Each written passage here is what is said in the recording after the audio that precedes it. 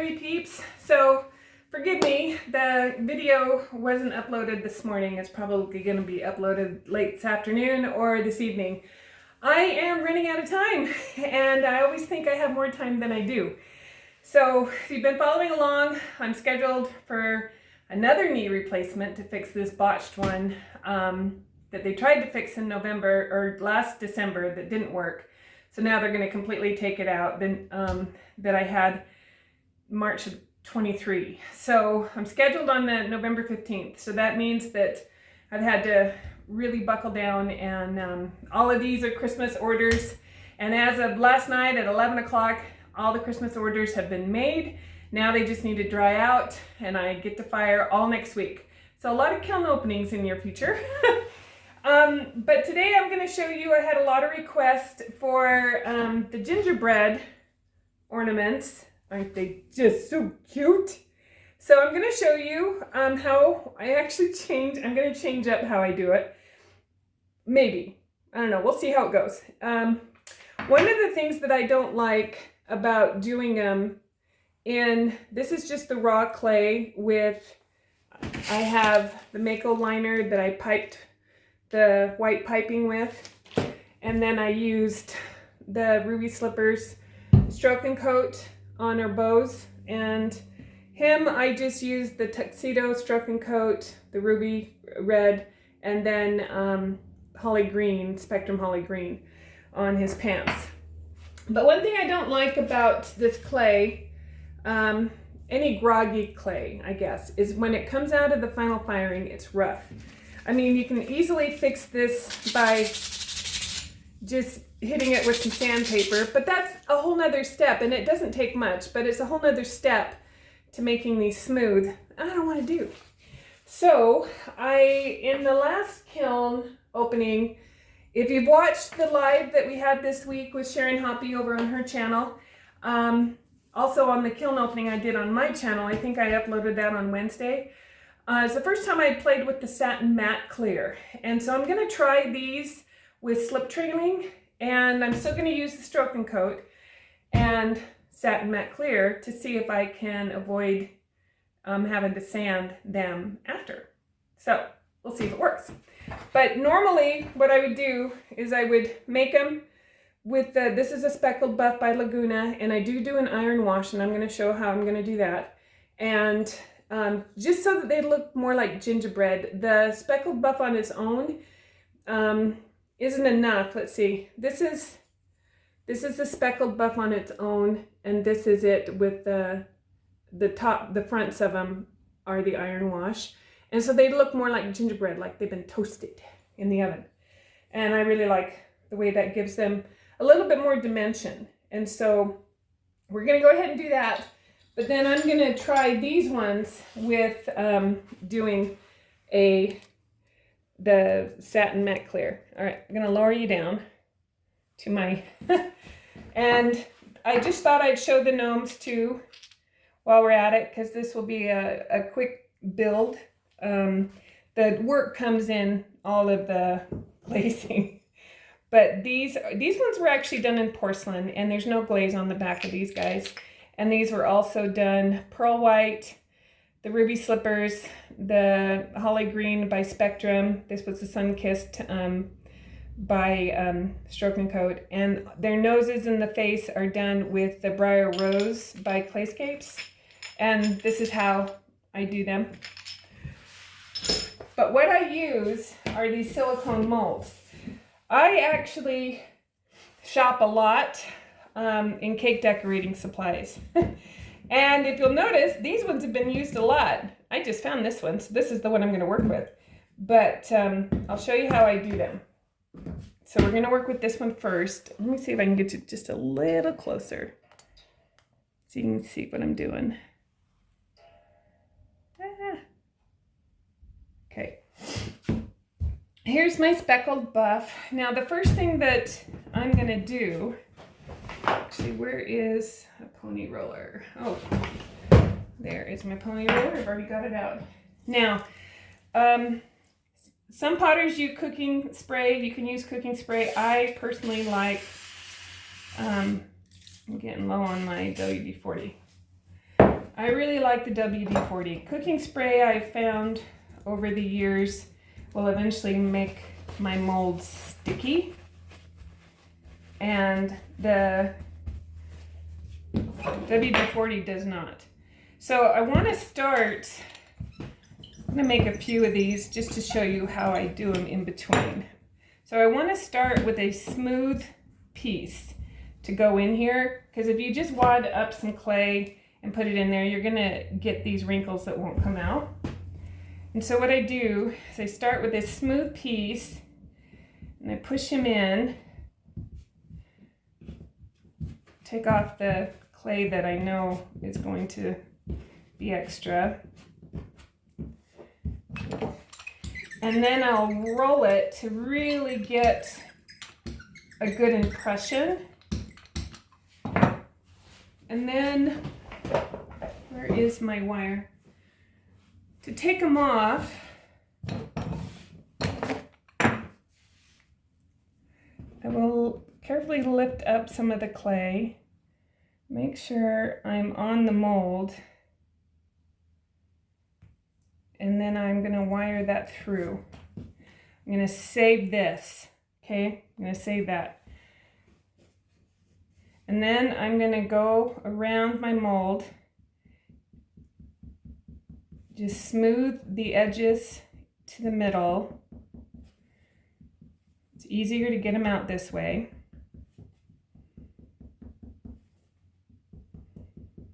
Because you are basically releasing the clay from around the edges of the mold. So if you can see that, how I've released that. These molds are not very deep. I'll also add my maker's mark right there while I'm at it. Bring over a board,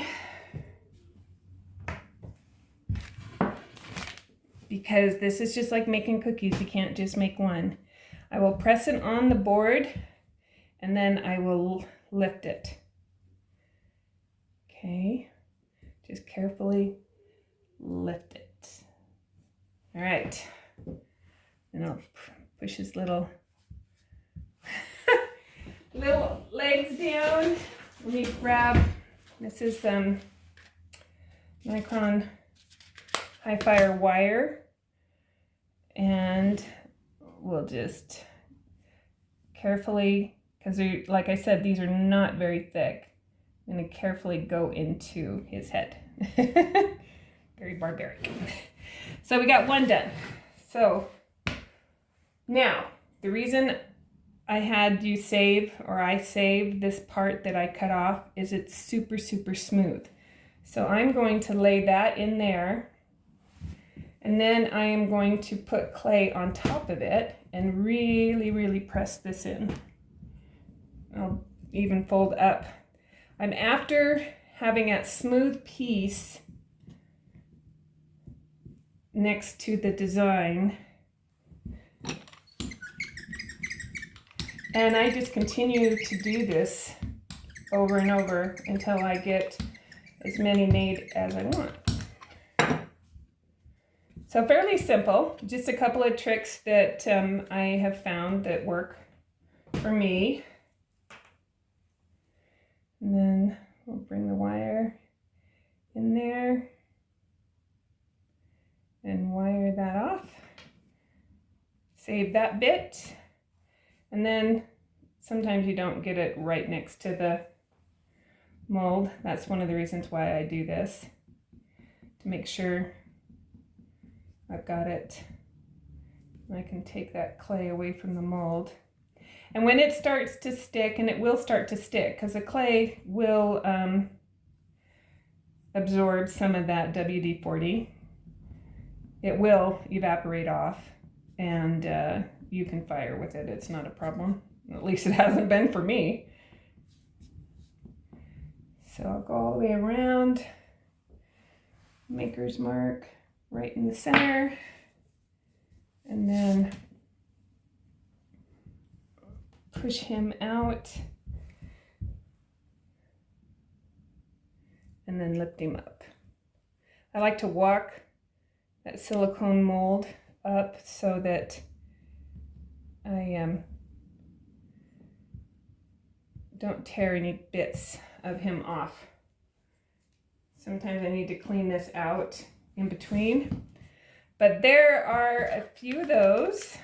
And then I'm going to show you, we're going to let them dry out. So I'm going to, these guys will dry out really fast. See, now he's already stuck to my board. So I should have, going to be tricky to get this in without, don't want to go in at an angle because it'll go through the back. There we go. And then I just continue to do that. And with the others, I do the exact same thing. With these guys, I do the exact same thing. But I do tend to use porcelain because then they're white. But I am going to show you, since there's no difference with these guys, I treat all the silicone molds the same, okay? With the WD-40 and cutting it off with the wire. Let me get some porcelain out and I'll show you how to do the others. All right, here's the Santa that was done in porcelain. And here is his mold. These are cookie molds. If I can find the links to these molds, I will put them in the description. I've had the gingerbread for a really long time and don't know, heck, I haven't even used this guy. If I can find them, I will link them. But the Santa Claus is done with the wooden mold and I have a whole bunch. This isn't even half of what I have in these wooden molds. And so rather than do the Santa, I'm going to do the fish because I've been dying to do the fish. Everybody's been doing the fish but me.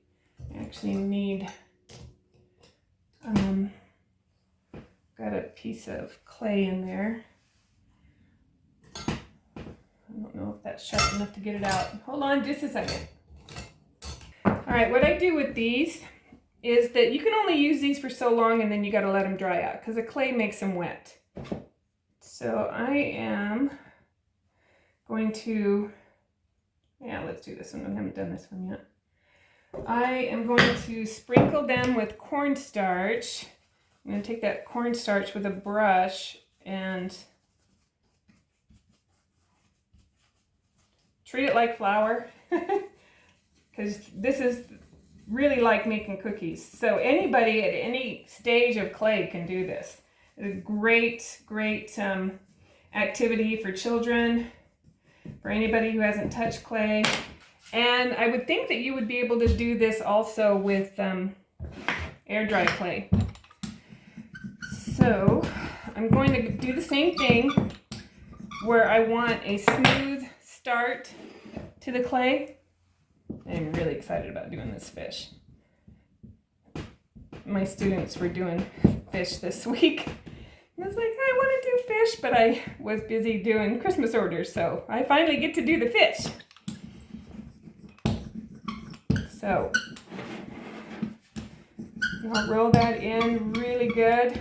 This one might be, one of my students figured this out. Caroline figured this out. I have this wire. She figured this out when she was doing the fish. That this is just as wide as the mold. So you can wire off with that. I'll do the same thing where I'll go around it. You got to be a little bit careful though, because it will pull it a little bit more on the, it doesn't stick as much on the wood. It does start to stick though once the wood starts to absorb some moisture. That's when you know when you can't get them out. It's like, okay, if I can't get it out, I need to let it dry out. Put my maker's mark in. And then if you have problems getting these guys out, literally slap them on your board. Sometimes it helps. There we go. Isn't he cute? Oh, can't wait to glaze him. And then I will add, you could put a hole in these if you wanted to. I'm just going to go ahead and add the wire into him. Now he's stuck to my board. I can't move him. So I am going to take this bit of clay that's all nice and smooth, do the same thing where I lay it down in the mold. And I am really pushing this clay in here. And the clay's wet, it's right out of the bag, so I don't have to worry that they're not going to stick to each other. They're going to stick to each other. And then roll it in.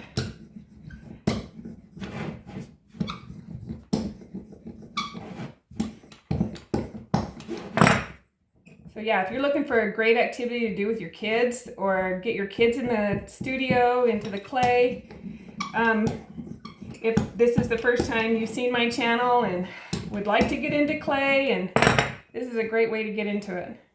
Because if you can't find a kiln to fire in, just get some air dry clay, because I'm sure the air dry clay would work with this just as well. And actually, this is a bigger mold, so I'm going to use my wire. And that wire just travels right along the mold. And I get a nice cut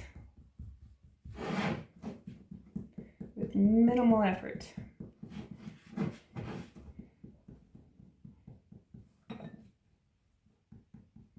I also am one of those that like to put ornaments on gifts. So that's part of the bow, I guess. That's a little bit too much clay, so we'll take that off. Bring in your, I'll just smooth it down. So most of my gifts, especially the special gifts, you know, I will put an ornament on them.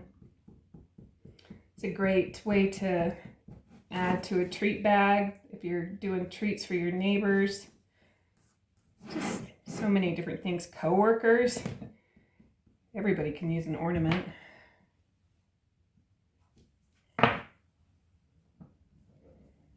And then, there we go. That one's cute.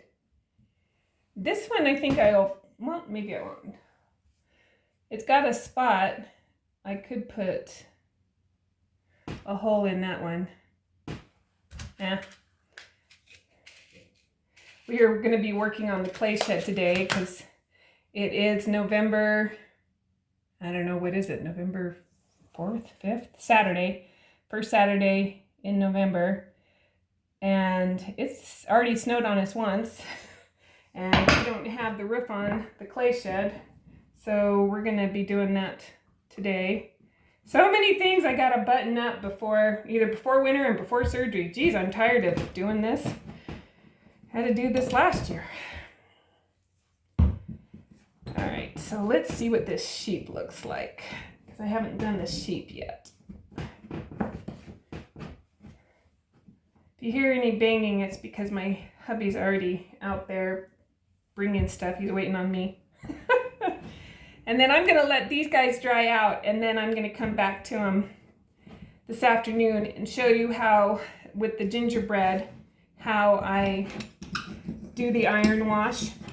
And you can do the iron wash either, you have to be a little bit more careful to do them in the greenware stage. It's a lot easier to do them in the bisqueware stage, but I'm going to show you how I do it. Because you technically, doing it the way I'm going to show you today, you could once fire them if you wanted to. Oh, it looks like I didn't get this one all filled in. So let's do that real quick.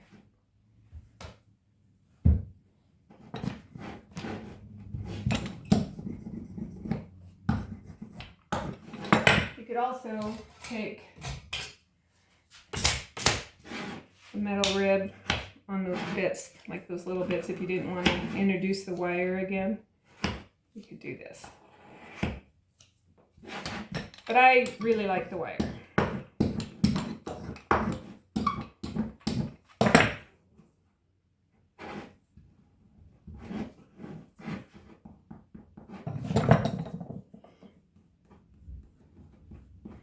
And the nice thing about the porcelain, I usually don't cover the back of these with glaze. I can just put them right on my kiln shelf.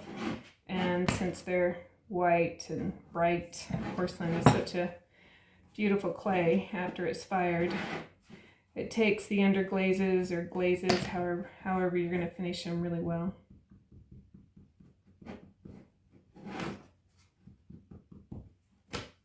I always make such a mess when I'm doing pottery. All right, let's see. Where did my, oh, right there in front of me.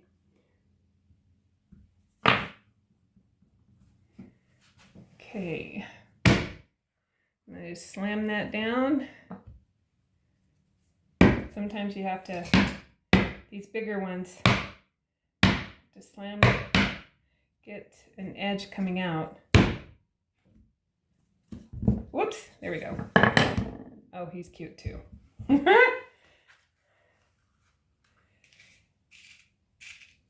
Okay, I'm gonna go play contractor's assistant and then I will come back and show you how I finish those guys. Okay, I got to play contractor assistant or gopher. Such a glamorized term. These have been sitting out for about 2.5 hours, and I could put them in the kiln. They are dry. For being November, it is 75 degrees out there, so I just set them out there on my deck and allowed them to dry. So I'm going to move these guys over because we're just going to be dealing with the gingerbread. So let me show you. Now, if you've never done this before, I highly recommend that you do it on a square. This is red iron oxide that is just red iron oxide with water. And I keep mine super, super thin because this is what I tend to do with it. And it is messy. If you don't have red iron oxide, I'm sure, whoops,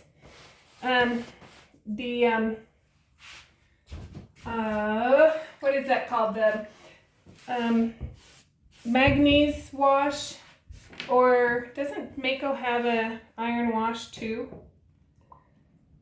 So just gonna pour a little bit in there. You can see how runny this is. I'm actually even gonna add more water with this is just a sumi brush. Hopefully, actually, I am going to completely move these guys off on a board. And let's be a little smart about this.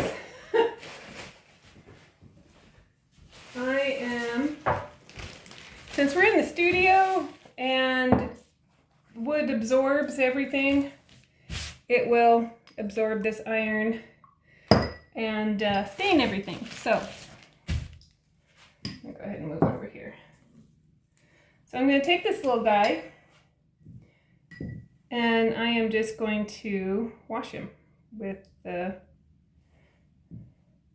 and if I start, I mean, it's going to soak it up super fast here because this, well, still has, I can still feel some moisture in it. But basically, I don't do the back. You could if you wanted, but I don't. But I give him a good coat of the iron oxide. And one of the reasons I keep it super white, watered down is because I want the hint of being toasted, of being baked. But I bet you could even, if it was too thick, well, it wouldn't do a wash. And it probably, I bet you it could go black if it was too thick. Plus it would be just chalky in water. You don't want to do that. You could go over the bow. I mean, I'm going to paint the bow, so there was really no point in going over the bow. So, it's like a bloodbath when you do this. I'm just going to get the sides. And might as well do the back. Since it's messy on the back, might as well do all sides. I'm just, I try to be careful. I'm just not careful. That's just not how I am. And so, just make a mess. So, and then I should let this dry. I'm gonna set that over there. Attempt to clean myself up. You could wear gloves. I mean, it's iron. It's not going to hurt you. Irons and everything. And I'm anemic, so I figure if it absorbs into my skin, yay. So I am going to, I don't want to really, I'm just going to kind of dab. Because I'm doing this in the greenware stage, I don't really want to, I don't want to rub at it, but in the bisqueware stage, you could certainly go at it with your sponge and control how much you actually have on there. It will go darker in the kiln. And this is an experiment, so since it's going to be bisqued and glaze fired, it actually might go double dark. We'll see. These might be molasses gingerbread. And then all I'm going to do is come in here and paint the bow. And I'm going to just go ahead and do it with the stroke and coat. And I'll let it dry between each take or each coat. This is why this technique, doing it this way, let them dry out really good. And you could once fire them. You just have to be careful with how you handle them.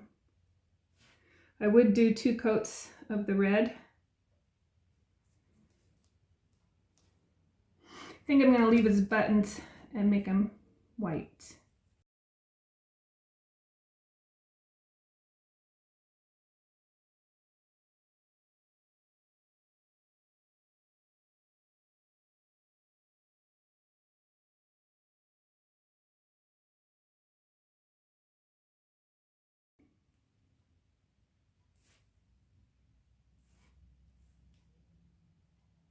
Should probably have my bifocals on.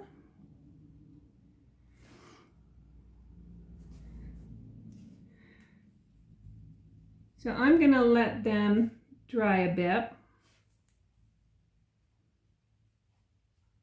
I don't know what it is, but I don't have any problem at all glazing in the greenware stage.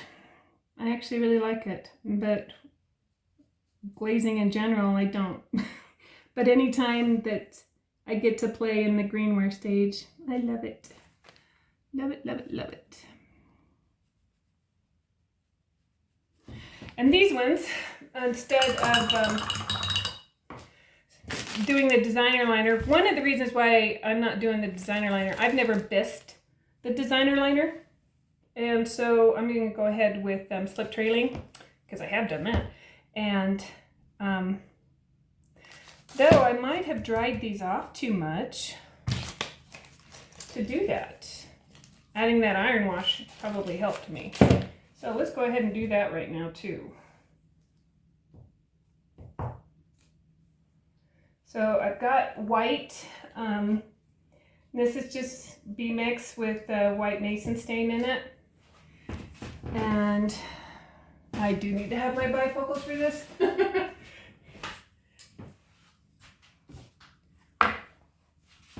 All right, I should probably make sure you can see what I'm doing. Let's see here. I'm going to do their eyes first.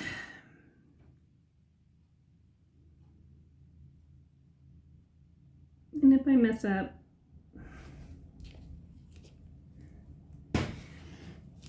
let's move you next over here so that I can put my arm here.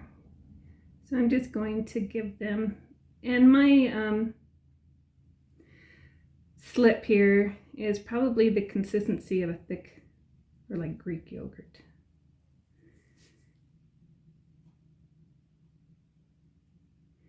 And then you just do the rickrack. And I do come up here and do their hair. You could do all the hair, but I kind of like that. See how fast and easy these are. Though when you're doing 30 of them, it doesn't seem so fast and easy. I will knock these points down if they don't fall down. Oh yeah, I'm glad I went with the white buttons. So how cute are these guys? Cute enough to eat.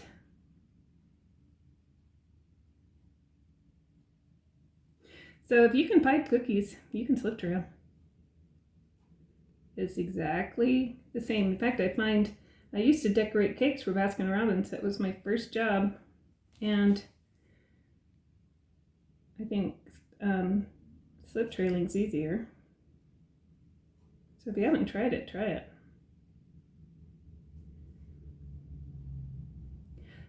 So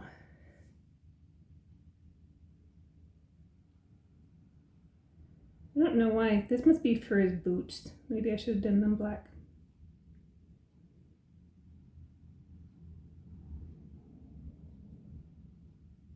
And there we go. We're done. How cute are they?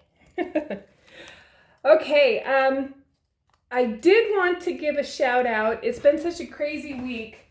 Make sure I don't have a thing on my hands because one of the viewers, Jennifer Simke, I don't know if you're saying your name right.